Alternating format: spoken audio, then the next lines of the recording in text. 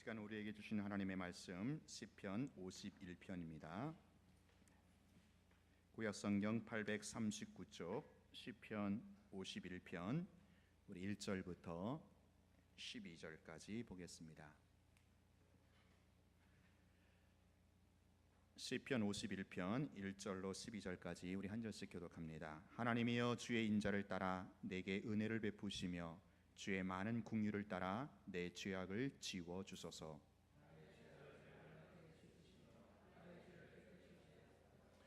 물은 나는 내 죄가를 아오니 내 죄가 항상 내 앞에 있나이다.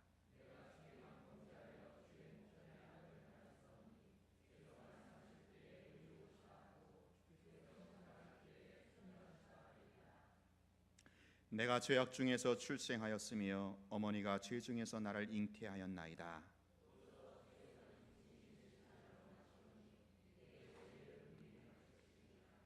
우슬초로 나를 정결하게 하소서. 내가 정하리이다. 나의 죄를 씻어 주소서.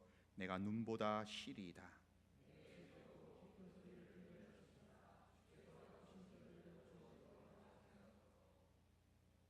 주의 얼굴을 내 죄에서 돌이키시고 내 모든 죄악을 지워 주소서.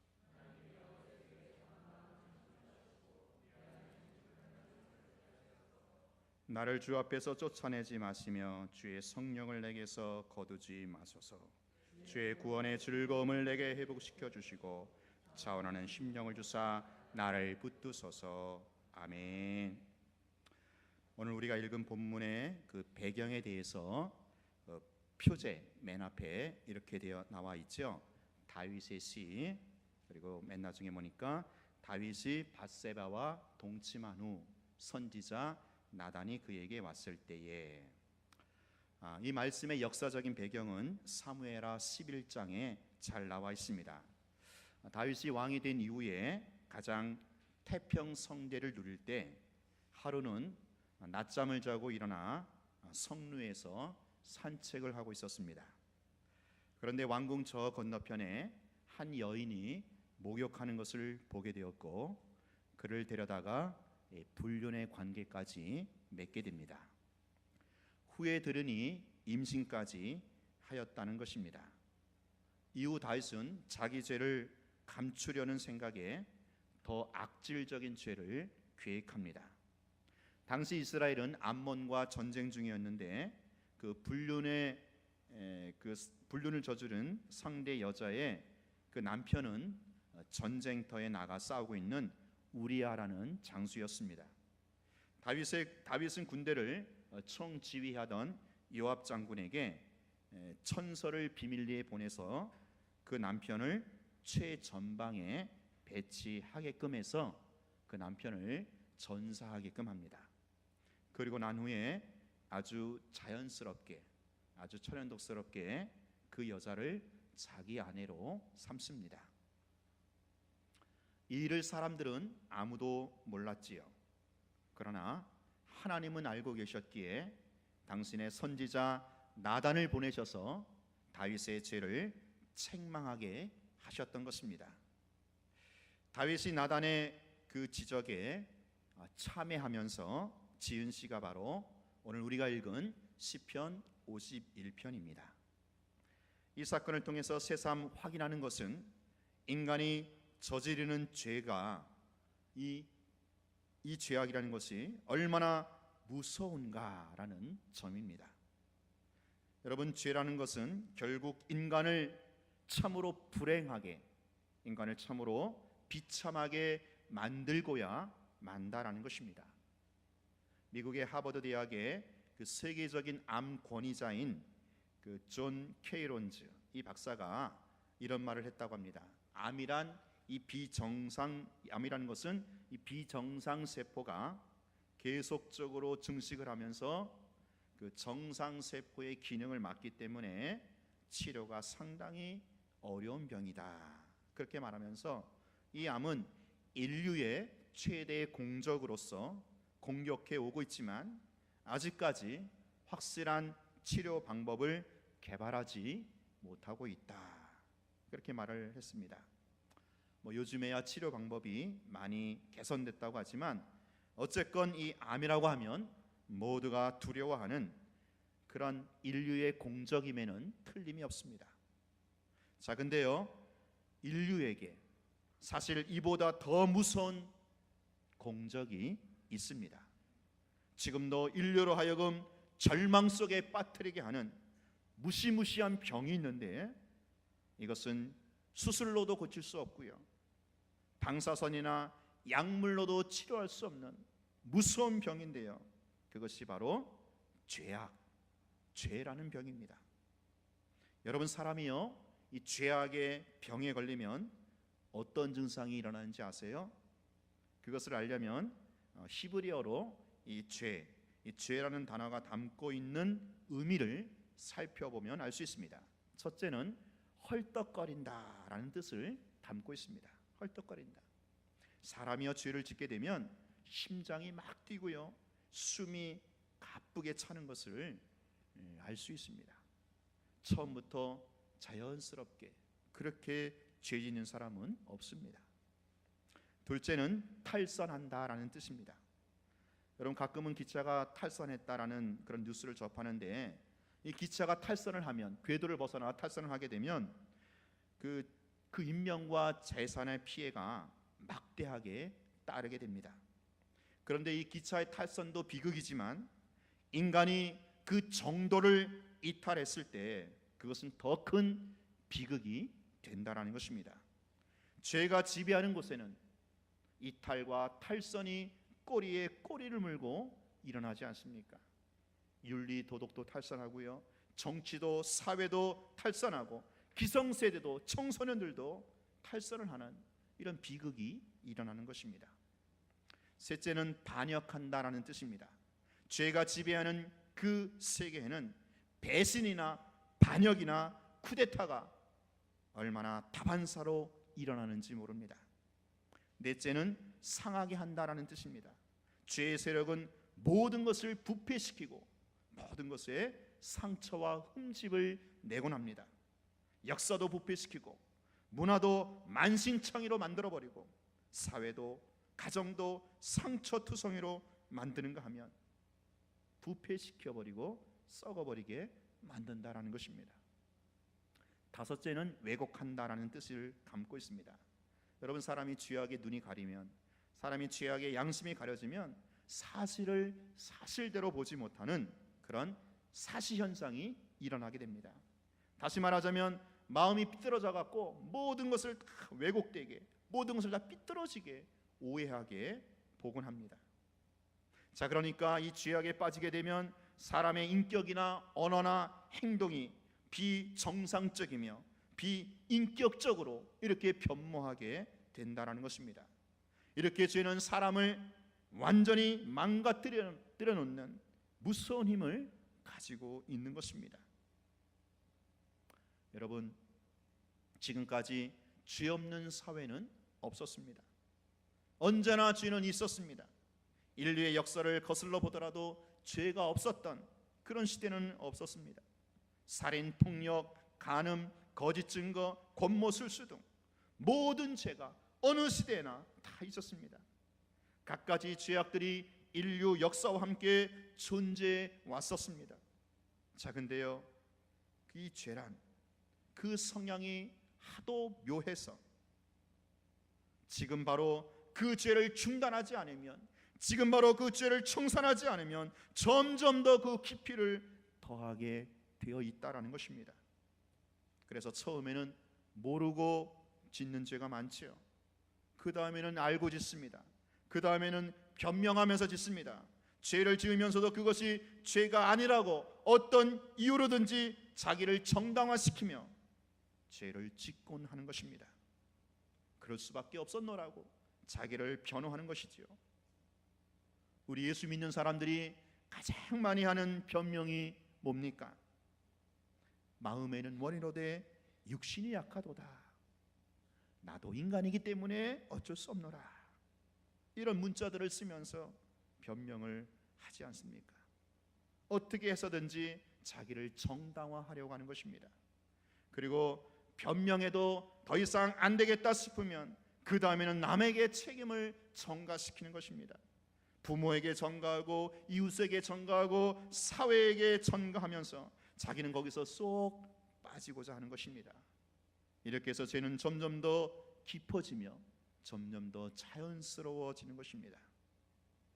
자, 근데요, 오늘 본문에서 그래도 다윗이 하나님의 마음에 합한 모델 왕이다라고 할 수 있는 것은, 오늘 본문에 보니까 다윗은 내 죄, 나의 죄악, 나의 죄과 이런 말을 여러 번 반복하고 있다라는 사실입니다.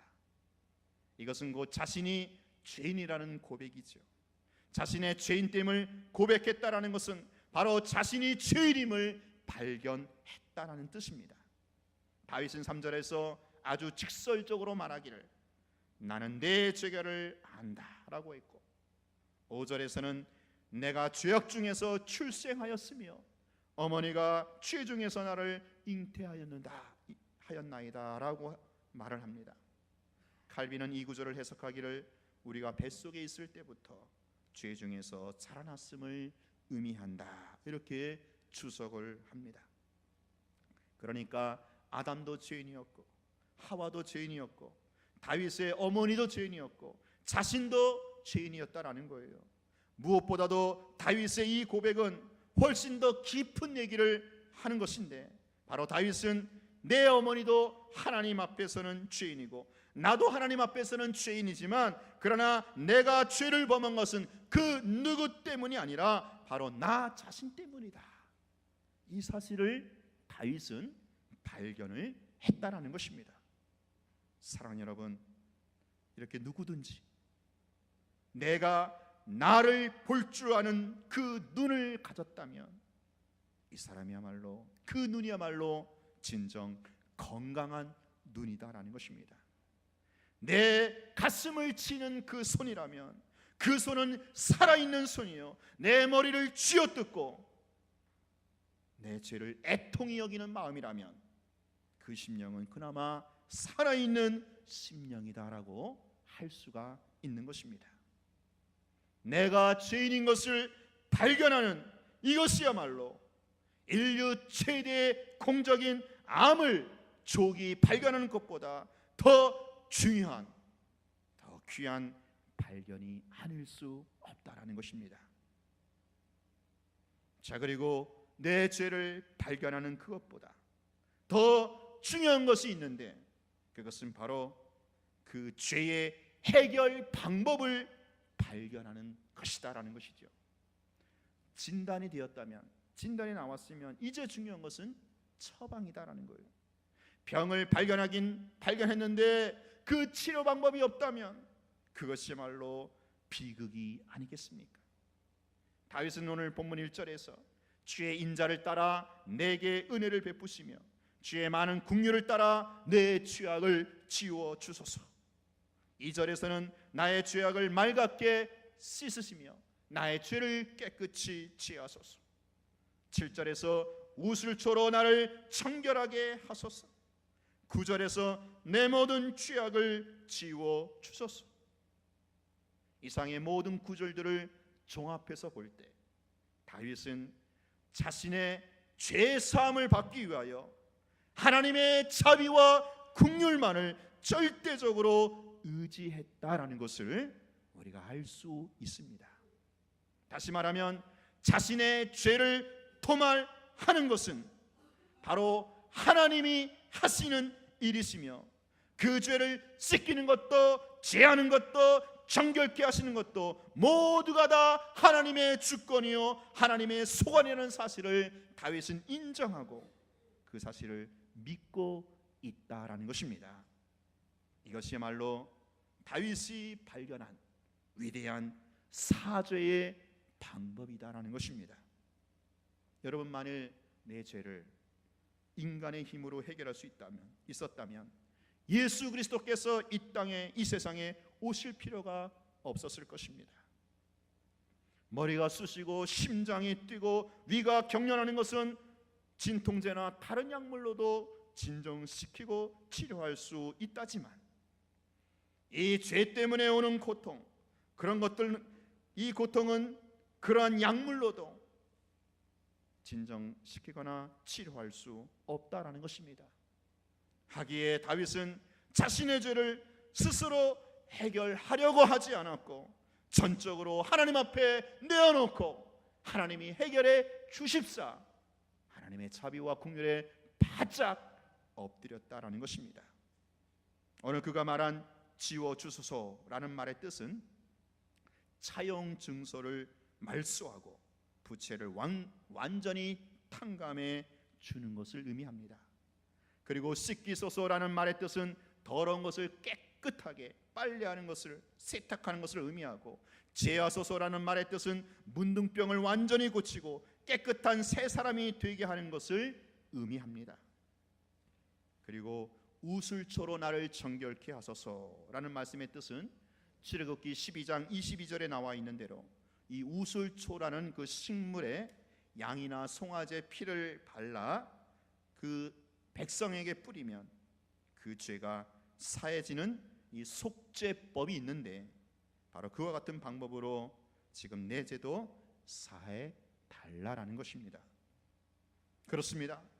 우리의 죄를 도말하거나 씻기거나 제하거나 정결케 하는 것은 오직 하나님의 소관이고 하나님의 주권이다라는 것입니다.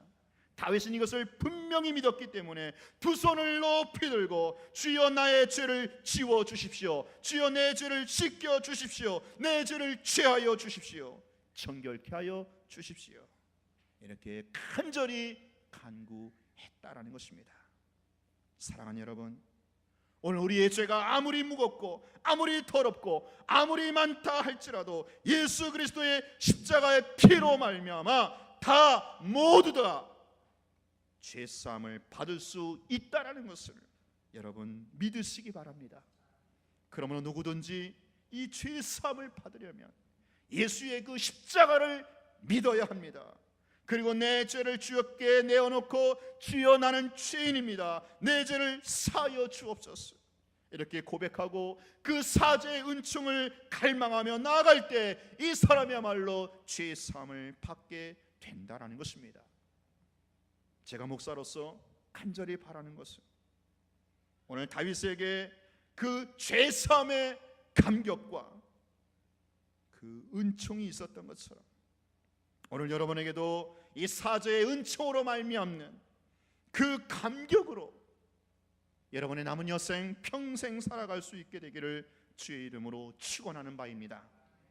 자, 그러면 다윗에게 있어서 이 회개란 무엇을 의미하고 있는가, 즉 다윗의 회개는 어떤 회개였는가라는 것을 살펴보겠습니다. 첫째로 다윗의 회개는 진실이었다라는 거예요. 진실. 다윗은 사실 있는 그대로 시인을 했습니다. 여러분, 사실을 인정하지 않는 그 회개는 또 다른 위선이라는 것을 아십니까? 다윗이 나단 선지자로부터 자기 죄에 대한 책망을 들었을 때에 다윗은 누구도 탓하거나 원망하지 않았습니다. 다윗은 자기를 조금도 변명하지 않았습니다. 누구 때문에 책임을 전가시키지도 않았습니다. 남을 원망하는 법이 없어요. 그저 다 내 잘못이요, 내 책임이라고 인정하는 것입니다. 여러분, 다윗은요 단 한 번도 저 여자 밧세바를 원망하는 그런 이야기가 없었습니다. 여러분, 사실 밧세바도 요망한 여자 아닙니까?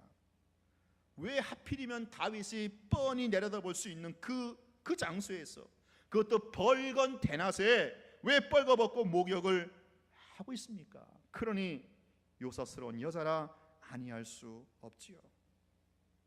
그런 의미에서 오늘 이 문제의 발단은 밧세바라고 할 수도 있습니다. 자, 그러나 보십시오. 다윗은 전적으로 이것은 내 죄, 내 죄라고 인정하고 선포하고 있습니다. 다윗 그는 하나님께 자신의 죄를 깊이 회개하고 있습니다. 내 어머니가 죄 중에 나를 잉태하였나이다. 날 때부터 죄인이다 라는 뜻이죠. 어렸을 적부터 죄인이었으므로 이 오늘의 이 사건이 우연이거나 돌발적인 사건이 결코 아니었다라는 거예요. 이렇게 단 한 번도 밧세바를 원망하지 않았고, 그날 내가 잠시 정신 나가서 실수를 했노라, 그렇게 구차한 변명조차 하지 않았다라는 거예요. 단지 내가 죄를 지었다, 내가 그 여자를 타락하게 만들었고, 이런 내 죄 때문에 지금 이 나라가, 우리나라가 망하게 되었다, 그러면서 모든 책임을 자기에게 돌리고 있다라는 거예요. 이것이 바로 지금 다윗의 회개에 나타나고 있는 아주 중요한 특징입니다. 사랑하는 여러분, 오늘 우리는 어떻습니까? 여러분 어떻게 생각하십니까? 만일 우리가 죄를 지었다면, 아이고 내가 의로운 내가 어쩌다가 한번 실수한 것입니까? 아니면 본래 내가 죄인이기 때문에 그럴 수밖에 없었습니까? 여러분 어떻습니까? 우리가 가끔 가다가 실수하고 죄를 짓는 것들은 어쩌다가 내가 실수를 한 것입니까? 아닙니다. 아니에요. 오늘 우리는 원래 죄인이었기 때문에 그렇게 죄를 지은 것입니다. 어쩌다가 저지른 실수 정도가 아니라는 것입니다.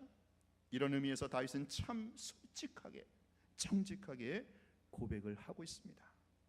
그가 지은 죄가 결코 우연이 아니라 그가 저지른 죄악이 본질적이요, 본래적이요, 근본적이다라는 것입니다. 지금 다윗을 그것을 토해내고 있는 거예요. 다윗의 이런 회개하는 태도에 비해서 오늘 우리는 흔히 사과하고 회개한다 하면서도 나 본래 그런 사람이 아니었는데 그만 내가 깜빡 실수해서 죄를 지었노라, 그렇게 우리는 우리의 본래적인 그 사실을 부정하지 않습니까? 나는 본래 이런 죄를 지을 사람이 아니야, 그렇게 끝까지 자신의 의를 변명하고 있습니다. 그런가 하면 회개를 하다가도 곧잘 내 잘못을 남의 탓으로 돌리기가 일쑤이지 않습니까? 그러니 여러분, 그게 무슨 회개입니까? 그것은 회개가 아닙니다. 아직 멀었다라는 거예요. 진정한 회개란 정말 자기 자신이 하나님 앞에 죄인임을 본래적으로, 본질적으로 죄인일 수밖에 없음을 정직하게 인정하고 고백하고 토해내는 것이다라는 거예요. 또 하나 다윗의 회개의 특징은 겸손과 용기였다라는 거예요. 다윗의 이 죄는요, 사실 나단 선지자만 알고 있었기 때문에 그 선지자만 없다면 다윗의 죄는 영원히 은폐될 수도 있었습니다. 그러나 다윗은 그 선지자가 자기 죄를 책망할 때 그대로 무릎을 꿇고 회개를 합니다. 왕의 체면과 채통을 무릅쓰고 회개를 합니다. 여러분, 회개라는 것이 사실 말이 쉽지요, 실상은 굉장히 어려운 게 회개입니다. 더군다나 존경받는 사람이나 더군다나 높은 자리에 있는 사람이나 명예가 있는 사람일수록 회개하기가 더 어렵고 힘든 법입니다. 지금 다윗은 자기 손에 막강한 권력을 손에 쥐고 있습니다. 그럼에도 불구하고 세상 권력 면에서 하나도 아무런 힘도 없는 그 나단 선지자의 힐책을 받고 나서 왕의 체면을 내세워 가지고 나단 선지자의 목을 자르려고 하지 않았다라는 거예요. 얼마든지 그렇게 할 수 있음에도 불구하고 만일에 다윗이 나단 선지자의 그 말을, 그 지적을 귀찮게 여겨서 아예 칼로 나단의 목을 쳤다면 쥐도 새도 모르게 그것으로 끝날 수도 있었습니다. 그러나 다윗은 그러지 않았다라는 거예요. 다윗은 칼을 든 자였으나 다윗 그는 말씀을 든 자 앞에서 진정으로 무릎을 꿇었다라는 진정한 겸손의 사람이요 용기 있는 사람이었다라는 것입니다.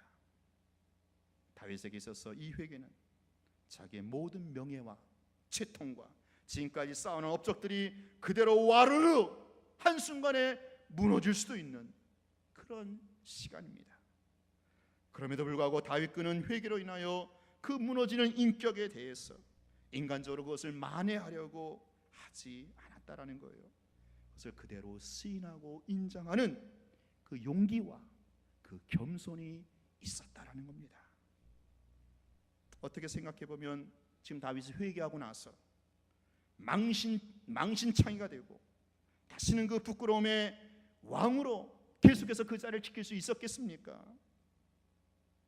그래서 아마도 다윗은 모든 것을 다 정리하고 옛날의 목동으로 돌아갈 각오까지 할 수도 있는 그런 문제가 바로 회개다라는 거예요. 그러나 그런 경우를 당하면 당하리라 이런 각오를 무릅쓰고 하나님 앞에 무릎을 꿇고 다윗은 진정으로 회개 자리에 나왔다라는 거죠. 바로 이것이 용기이고 겸손이고 이러한 회개만이 진정한 회개로 하나님이 연락을 하신다라는 겁니다.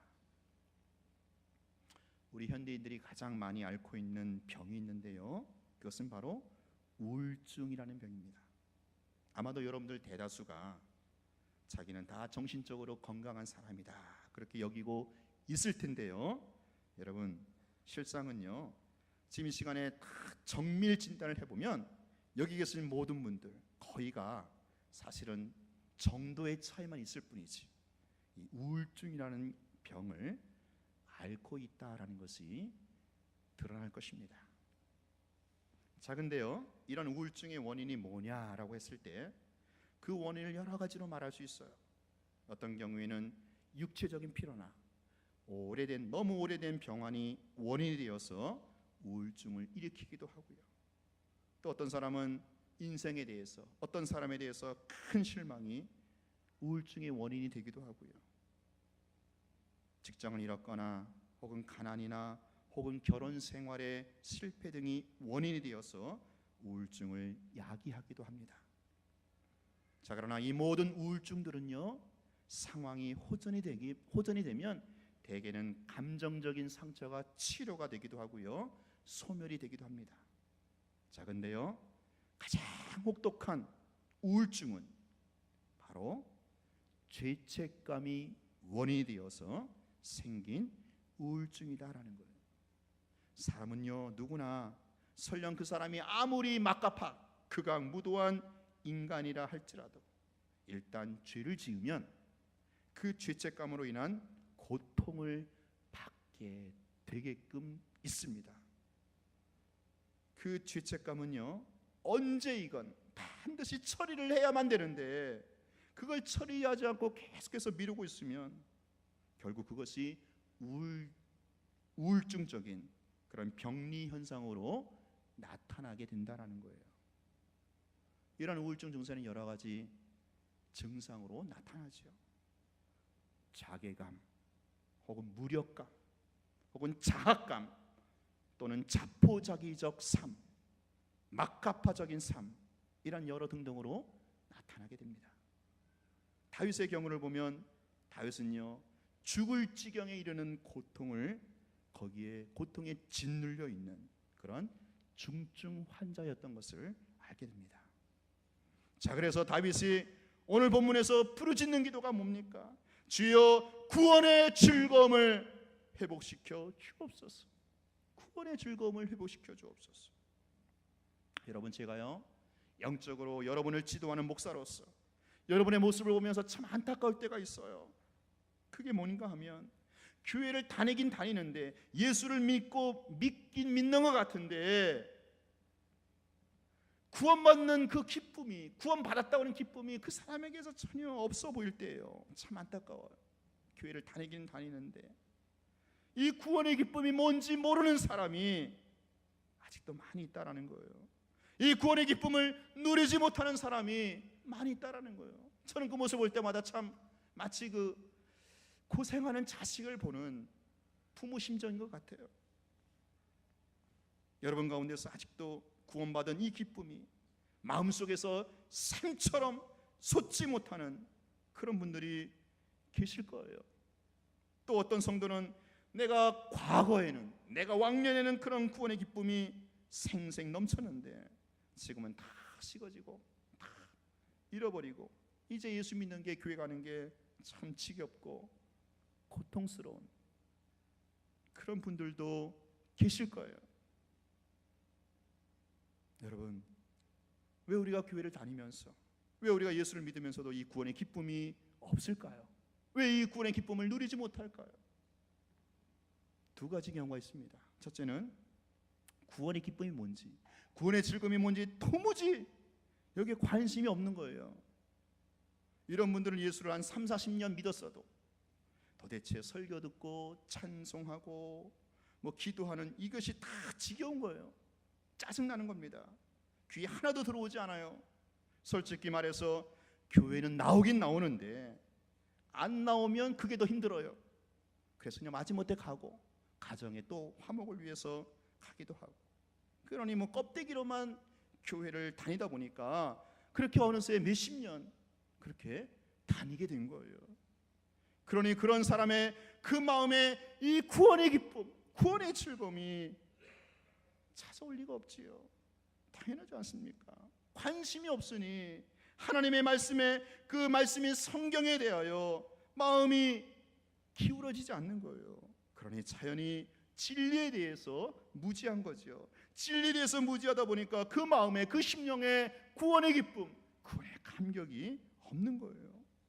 그래서 내가 구원을 받았는지 안 받았는지 그것도 모르니까 구원의 기쁨이니 즐거움이니 이런 것은 알 리가 없지요. 그렇게 한 10년, 20년 교회를 다니는 겁니다. 저는 사실 그런 분들이야말로 참 안타까우면서, 정말 그런 분들이야말로 세상에서 가장 큰 손해를 보는, 여러분 1,000만 원, 2,000만 원 사기당한 게 손해가 아니에요. 정말 그런 분들이 수십 년 교회를 다니면서도 이 구원의 기쁨과 감격을 모르는 채 그저 끌려다니면서 다니는 분들, 정말 엄청난 손해를 보는 분이 아닌가, 안타까워요. 여러분, 예수 믿는 일이 얼마나 기쁘고 얼마나 즐거운 일인지, 어떤 사람은요 그 예수 믿는 기쁨 때문에 가난도 이기고요, 병도 이기고요, 세상의 모든 실패도 이기고요, 아무리 어려운 역경 속에서도, 아무리 깜깜한 핍박과 환난 중에서도 예수 믿는 그 기쁨 때문에 끝까지 승리를 하던데, 왜 어떤 사람은 예수를 몇십 년 믿어도 이런 기쁨을 뭔지 모르고 산다면, 이거야말로 얼마나 엄청난 손해고 얼마나 억울한 일입니까?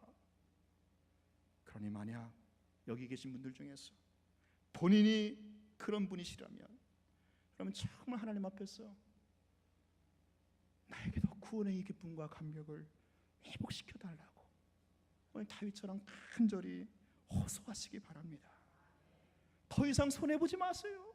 더 이상 억울한 거 당치 마세요. 두 번째 경우는, 옛날에는, 왕년에는 그 구원의 기쁨과 감격을 맛보았는데 지금은 뭔가 죄 문제를 해결하지 않았기 때문에 이 기쁨을, 이 즐거움을 누리지 못하는 사람이 있다라는 거예요. 그러니 여러분 정직하게 여러분 자신을 스스로 진단을 하시기 바랍니다. 나도 혹시 다윗처럼 어딘가 범죄한 것이 없는지, 혹시 내가 죄 속에 깊이 내 발이 빠져 있지는 않은지, 내가 분명히 잘못하고 범죄하고 있음에도 불구하고 여전히 회개할 줄도 모르고 전형덕스럽게 자연스럽게 살고 있지는 않은지. 사랑하는 여러분 정말 조용히 말씀을 펴놓고 여러분 하나님을 바라보면서 한번 고민해 보세요. 성령께서 분명히 우리 안에서 가르쳐 주실 겁니다. 사랑을 나누게야, 너의 그 구원의 기쁨이 새어나가는 그 구멍이 뭔지 아냐? 바로 이거야. 성령께서 시작해 주실 것입니다. 그러면 여러분 그거 회개하고 그거 고치세요. 그리하면 분명히 우리 속에 다시 한번 우리의 심령 깊숙한 곳에 구원의 기쁨이, 구원의 즐거움에 그 마르지 않는 샘이 다시 한번 점점 차오르게 될 줄로 믿습니다. 1930년대 그 미국의 경제공황으로 인해서 큰 어려움이 있었습니다. 수백몇 명의 사람들이 굶어 죽게 되었고요. 쓰레기통까지 뒤지는 거지들이 여기저기서 많이 생겨나기 시작했다고 합니다. 당시 어떤 청년이요, 구두를 살 돈이 없어갖고 그 중고 그 구두 가게에 가서 내가 한 달 뒤에 갚겠다, 그리고 외상으로 구두를 사 신었다고 합니다. 그 후에 어렵게 돈을 장만해서 그 가게를 방문했는데 글쎄 주인이 없고요. 그 부인이 앉아 있는 거예요. 주인은 어디 가셨습니까? 며칠 전에 죽었습니다. 그 청년은 순간 생각에 자기가 이 가게에서 외상으로 가져간 것을 이제는 아무도 아는 사람이 없게 되었으니 돈 줄 필요가 없겠다, 그렇게 생각하고 그 길로 다시 왔다고 합니다. 근데 밤이 되어서 잠자리에 들었는데 도무지 잠을 이룰 수가 없는 거예요. 그 구두와 그 주인의 얼굴이 눈앞에 아른아른 선하게 아른거리면서 밤새 고민을 하며 뒤척이며 잠을 못 잡니다. 결국 다음날 아침 그 가게를 찾아가서 부인에게 말합니다. 당신의 남편은 죽었지만 아직 나와의 관계에서는 죽지 않았습니다. 이 구두값을 받으십시오. 이렇게 돈을 지불하고 나서야 비로소 그 청년의 마음에 그 심령 깊숙한 곳에 평안이 찾아왔더라라는 겁니다. 어느 초등학교에서 있었던 이야기라고 합니다. 시험 시간에 그 반에서 그 최우등생 아이가 이제 시험 답안지를 잘 써나가다가 그만 마지막 남은 문제 딱 한 문제를 못 풀었어요. 안 풀리는 거예요. 그것을 막 풀려고 이제 애를 쓰는데 그때 바로 옆에 있는 친구가 자기 답안지를 슬쩍 보여주는 거예요. 쿡쿡 찔리면서 야 봐도 돼. 근데 이 학생은요 일부러 안 보려고 고개를 돌립니다. 이 모습을 담임 선생님이 안 보는 척하지만 다 보고 있었어요.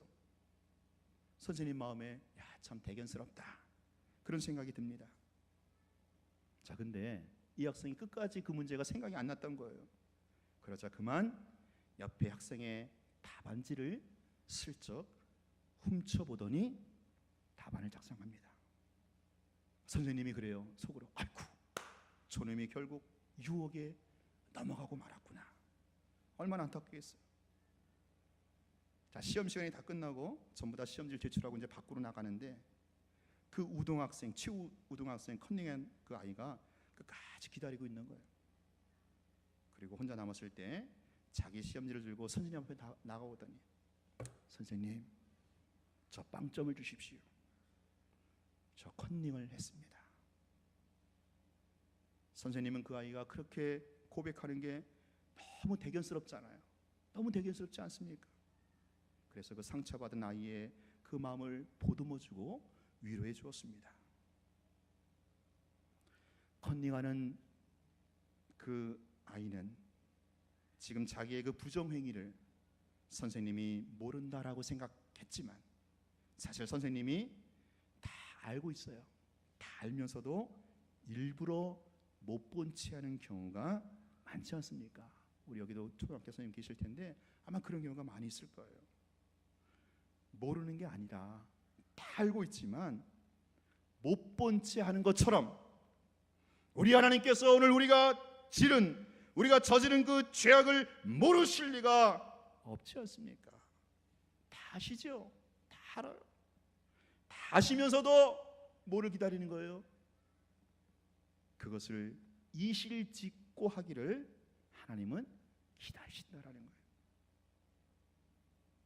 사랑하는 여러분, 그래서 다윗은 이렇게 하나님 앞에서 참회의 기도를 드리고 있는 것입니다. 자기 왕권을 유지하기 위해서 기도하는 게 아니에요. 자기가 오래 살고 건강하게 살기 위해서, 자녀들이 잘 되기 위해서 이렇게 기도하는 게 아닙니다. 지금 다윗은 자기의 죄악을 토설하지 않고는 견딜 수 없는 그 심령의 큰 고통과 눌림이 있었기 때문에 이렇게 하나님 앞에 주여 나에게 구원의 기쁨과 즐거움을 회복시켜 주옵소서. 사랑하는 여러분, 바로 회개하는 자에게만이 구원의 기쁨과 즐거움이 회복되게 된다라는 것입니다. 회개하는 자에게만, 정말 회개하는 자에게만 이 구원의 기쁨과 즐거움이 회복되는 그 은혜를 받게 된다라는 거예요. 회개해야 할 것을 여전히 회개하지 않는 사람은 죄송하지만 하나님 앞에 뭔가 막히는, 하나님과 관계 뭔가 막히는 그런 힘겨운 신앙생활을 씨름하는 겁니다.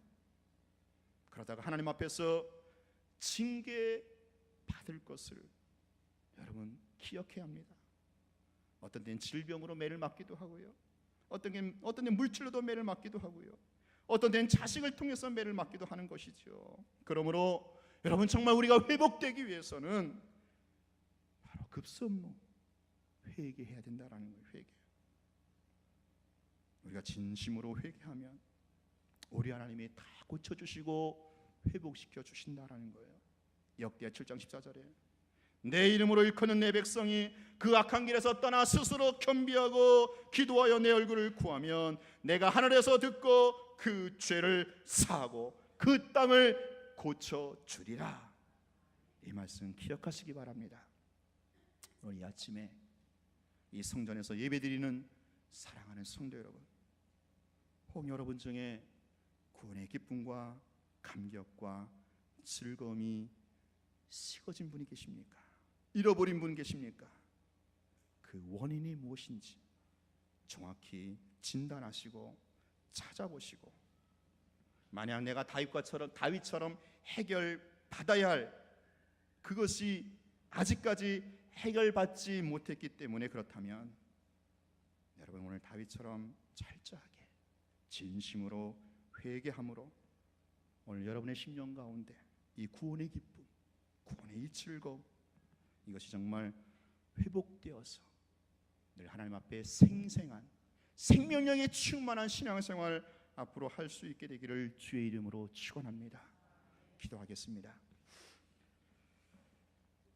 하나님 아버지, 우리는 인간이기 때문에, 또 마음이 원해로 돼 육신이 약하기 때문에 죄와 허물을 범할 수밖에 없습니다. 이런 현상을 가지고 본질적으로, 본래적으로 주님의 십자가 앞에 서게 하여 주옵소서. 우리가 죄 중에 출생하였음을 인정하고 내가 죄인임을 고백하면서 오로지 하나님의 자비와 긍휼에 바싹 엎드려 하나님의 은총을 구하는 저희들 되게 하여 주옵소서. 다른 사람의 핑미게 되거나 원망하거나 환경 탓으로 돌리지 않게 해주시고, 정말로 성령의 초명하심 아래서 내 죄와 내 허물을 보게 하시고, 그것이 바로 급선무요, 그것이 바로 지름길인 것을 알고 하나님과 관계가 회복되어지는, 그래야 정말 구원의 기쁨과 감격을 가지고 생생하게 살아갈 수 있는 우리 성도님들 한 분 한 분이 다 되게 하여 주옵소서. 예수님 이름으로 기도하옵나이다. 아멘. 우리 말씀